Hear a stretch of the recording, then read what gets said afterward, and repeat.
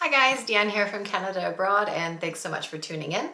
Today we are just bringing you the latest update about what the Canadian Immigration Minister said this morning and what information we received from him. So, as you all may know, or if not, basically an internal memo from Immigration, Refugees and Citizenship Canada became public. The memo was issued in November 2021, so just a few months ago, where internally they basically said they don't expect that they are going to have to do any express entry draws in at least the next 6 months, because with the amount of applications that are in the backlog, they're going to be, meeting their immigration targets by just going through and processing those applications. So they do not expect an express entry draw except for provincial nominees in the next 6 months. On top of that, they did say that when the draws resume, they expect that that comprehensive ranking system score that you require to be up around 500. So that obviously got a lot of people talking, newspapers were writing about it, and the immigration minister decided to, have a press conference and talk about what they're doing about it. And he talked about a few things, but he did not address the express entry draws. So, created a nice new fancy infographic about how they're going to reduce processing times for permanent residence applications and get those back to normal, get processing for temporary applications like work permits and study permits back to normal. Citizenship, they're going to do things to expedite those and the backlog. So it's basically about cleaning out backlogs. He said they've got $85 million to work towards that goal. They've hired 50 new processing staff, and it was basically focused on, we are going to process these applications and get processing times back to normal. But in that, he didn't say anything about express entry to lead us to believe that that internal memo was incorrect. Because if it was incorrect, he would have said that, because it's become a huge hot topic for everybody.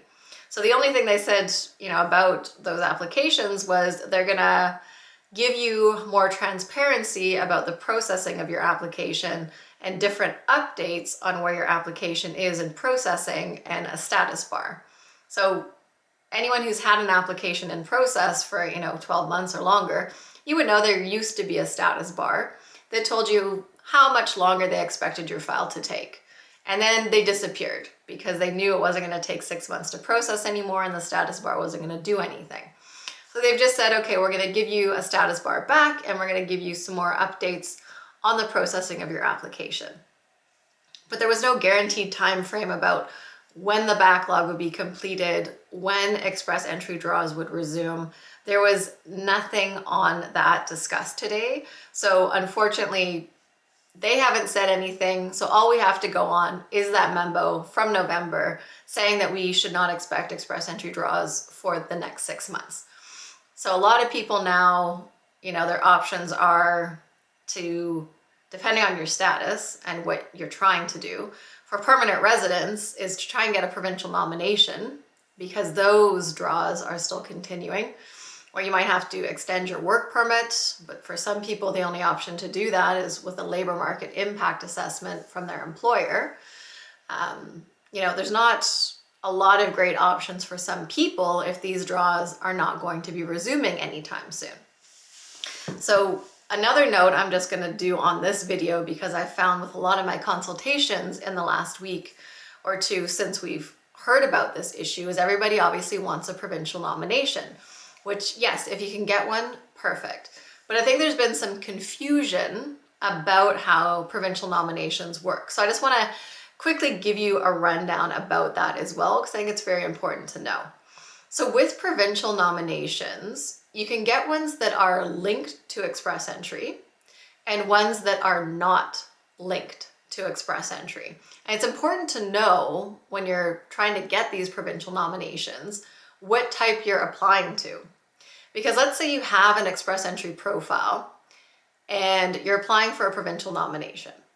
If that program is linked to express entry, then if you're successful, they will load that provincial nomination onto your profile you'll get the extra 600 points and you'll be eligible to be picked in the next express entry draw for provincial nominees.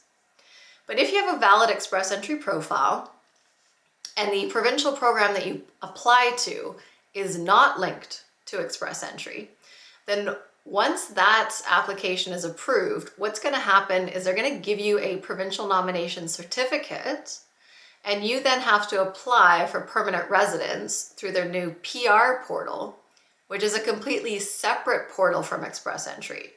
So that nomination will not add 600 points to your express entry profile, and you will not be submitting your application through the express entry system. So that's just important to know, because some people are confused and think that all provincial nominations, regardless of what stream it's under, will give you 600 points and you'll go through express entry. But it's not. Only some programs are linked to express entry and some are not linked to express entry. So when you're applying to these programs, it will tell you, is it express entry linked or not? And also when you get your provincial nomination, it'll also usually say on there, your next step is to apply directly to Immigration, Refugees, and Citizenship Canada and submit a full application. Others will say, okay, this is going to go through express entry. So take note of what you're applying for, because if your application is going to go through express entry, typically the application is going to be processed quicker for your permanent residence. If it's not going through express entry and you're going through the PR portal, those usually take about twice as long for your permanent residence to be issued. So it's important to know that, because when your application for permanent residence is in process, if your provincial nomination was tied to a job offer, if you lose that job or you leave that job, then that can affect your application for permanent residence, and in some cases it might be canceled. So, depending on how long your wait period is, it's a lot longer that you're going to be with that employer. And just, if that employer goes out of business, things like that, you need to be aware of all of these things as you're planning ahead. So just take note, when you're looking at provincial nominations, look at which ones are linked to express entry and which ones are not, so that you just have an idea of what kind of timelines you're going to be looking at depending which stream you are picked under. And if you want to know more about the Ontario Immigrant Nominee Program and the different programs that they have, you can just click the link above. And later this week, we will be releasing the video on the British Columbia Provincial Nominee Program and all of the different programs that they have available. So thank you guys so much, as always, for tuning in.